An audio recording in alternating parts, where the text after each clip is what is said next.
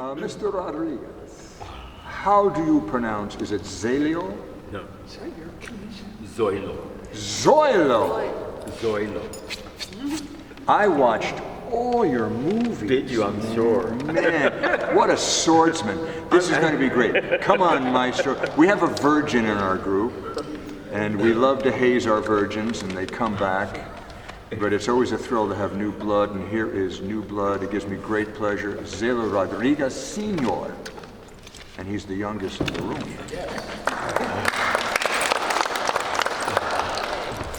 Momento.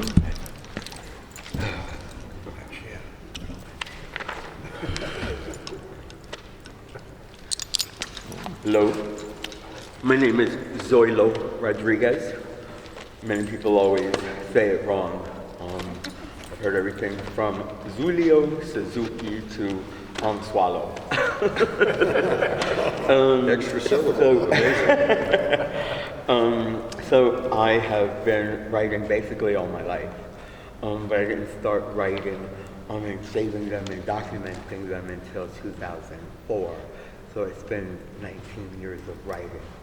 I've kept it quiet for quite some time. I actually used to call myself the silent poet because no one knew that I wrote. They always said, oh, that's too gay when I shared, so I just kept it quiet. Anyway, I was working in a teachers union with a very brilliant woman who I admire. She's my mentor. I was working for her and I was supposed to be doing my job, and instead I was doodling. And she asked me for something, and I went to go and get it, and she stumbled across the very first poem that has been documented. And she read it. I thought I was going to get in trouble. But she said, who wrote that? And I said, well, I did. And she said, that's very good. You should save it. And I said, really? She said, yes, you could do something with it someday. So I am reading the first poem that I have documented. I am working on trying to create a book of my life because I have many stories. So this is the first one. I don't know how many I could share, but I have very powerful ones, okay? So the first one is called Believe, all right? Oh, let me also say, I have tardive dyskinesia. For those that don't know what tardive dyskinesia is, that is involuntary muscle movements. Okay, you will see my jaw go to the side, you will see me twitch, you'll see my fingers do what it's doing. I have vocal tics as well too. Sound good to me, boys. Lots of people make fun of me. People don't understand. I've heard so many different things, you know. It's hurt, but anyway, I had tardive dyskinesia because it was an induced anyway, tardive dyskinesia is involuntary muscle movements, and I got it after misusing crystal meth, or I should say misusing crystal meth. I am a recovering crystal meth addict. Hold on, I just need to breathe through this. Breathe through this. You're good, you're good. Breathe through. And the truth is important for people to know. Okay, so in any event, Zoilo, go. I got tardive dyskinesia from using crystal meth and also using antipsychotic drugs. I suffered from severe depression. I, all my life, felt I didn't belong and that I'd been misplaced and lots of things. So I escaped from all that because I was always told I was never going to be anything, you know. So I escaped into drugs, thinking I could become somebody. And using drugs, I used crystal meth. That was the most powerful thing. Actually, it killed a lot of dopamine in my brain cells. So, you know, I go up and down with emotions, you know. I have PTSD from a lot of things that have happened to me, you know, because I have complicated post-traumatic stress disorder. In any event, my writing has been my healing through the different things that I go through, okay? I write because it's going to help people understand what tardive dyskinesia is. We are not people that you can make fun of or that are retarded. Anyway, I just want to bring awareness about what tardive dyskinesia is, and also addiction. And also make sure that you understand what type of medications you're receiving, because after being on Risperdal for quite some time, I developed tardive dyskinesia. So back a few years ago, there was some type of lawsuit against the drug Risperdal because it created certain types of side effects. And side effects, there's tardive dyskinesia, which is what I have now. You know, if you're on certain type of medications for a very lengthy time, there's an aftermath effect. Okay, so I was taking Risperdal, which was helping with antipsychotic things because I was suffering from mental illness. So the drug that I was taking for many years, rather than help me, it didn't help me. It gave me tardive dyskinesia, and I made it worse because I was also using it with crystal meth. You know, so it damaged a lot of my brain cells. So I am like this. You know, it's something that I have to carry for the rest of my life. So you know what? I have a lot of pain, and my writing releases my pain. Okay. And I'd like to share to the world that even though I have tardive dyskinesia and a disability, as you all see it, I don't see it as a disability, I see it as a gift, because it has changed me, okay? So, the first poem I wrote is called Believe. I believe we all share a common connection where we all emerge through wisdom. I believe our natural instincts on love multiply through goodness. I believe we all engage in something bad where various facets form a mental conscience, strictly in the realm of each individual. I believe we all experience some type of encouragement from truly genuine people with empowering revelations that later become prospects. I believe we will confront death at some point, face endless choices that will be encompassed, and final decisions will have to be executed. I believe solitude refines us, reshapes our character, and bears out our level of willingness. I believe we each possess different levels of emotions, where not everyone will think in the same manner. And I believe we all eventually find what fulfills our true spirit to complete our inner circle of peace.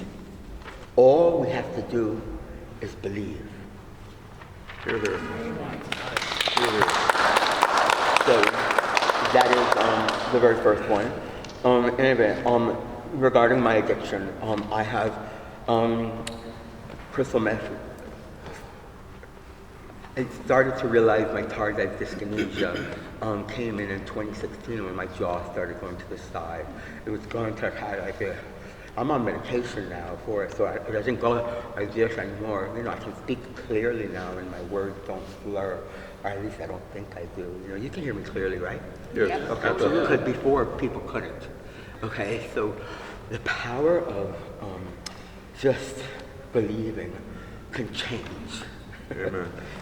I can speak clearly now. I don't twitch as much, a little bit, you know, but that's okay. I'm still me, I'm lovable. I am no longer, you know, in active addiction. I moved up here because I needed to. Someone guided me up here. When I moved up here, it was because I wanted to get away from the drugs in New York City. And moving up here was the best thing. I lost my brother and I lost my father.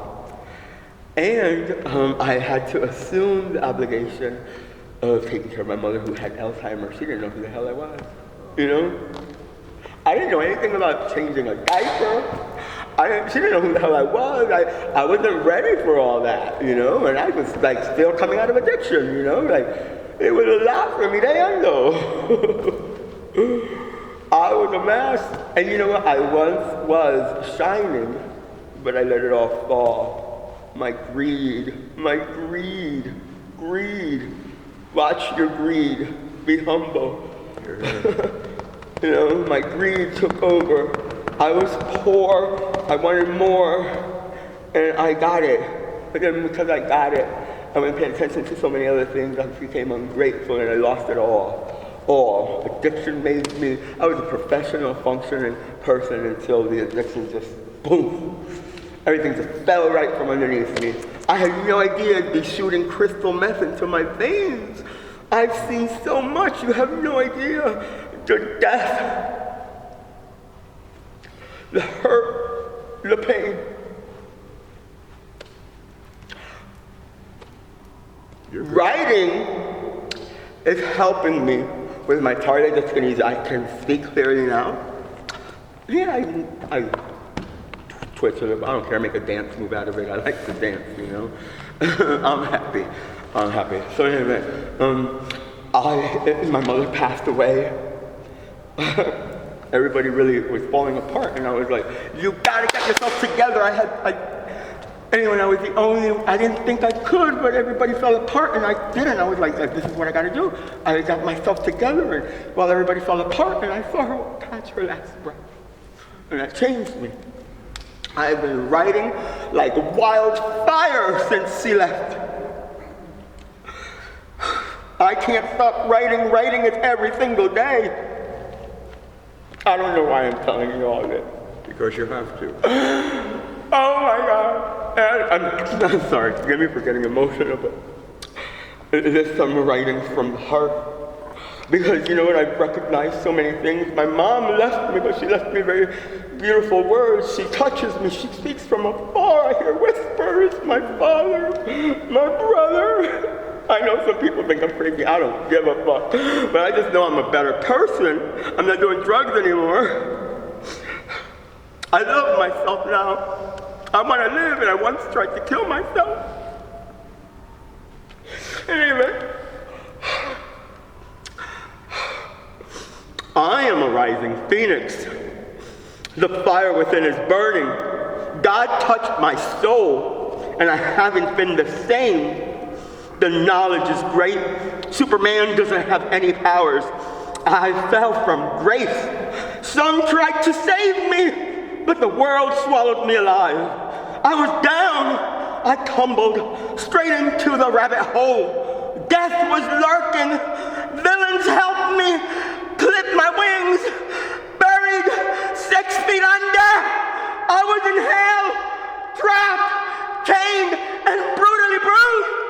I couldn't see the right pathway out. That's what the devil wanted. Who cared, right? I was in the abyss of misery, in my last scream of pain. In my last scream of pain, I close my eyes. I take one last breath to say ashes to ashes, dust to dust. The old me has to perish so I could be reborn. A new heart beats. I've changed. I'm not the same. I'm on fire now. See me rise. I can fly, soaring to great heights. I know my potential. Watch me. I know many of you are looking. Maybe I'm a prophet. Maybe I'm a demon. Everybody wonders, including myself. I know too many people are suffering. Who saves who? I need strength. I have to get up. So I rise and I rise. Recreated by a phenomenon that I cannot explain. Something exceptional begins. I rise like the phoenix. Rising. Bravo. Bravo. Thank you. You're welcome.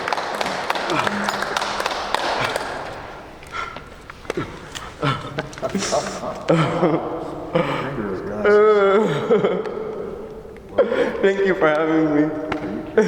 Thank you for being here, man.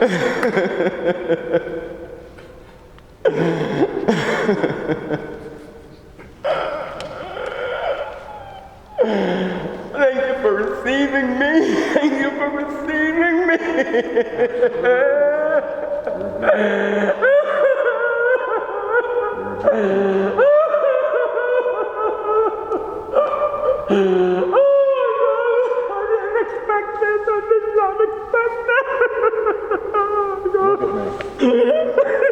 Look at me. Look at me.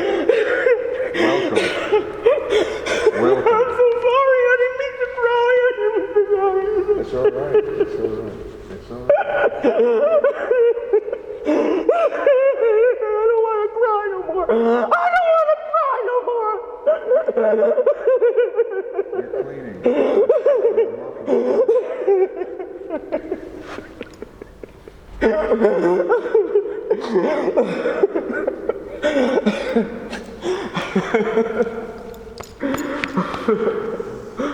Oh, that was powerful. Thank you.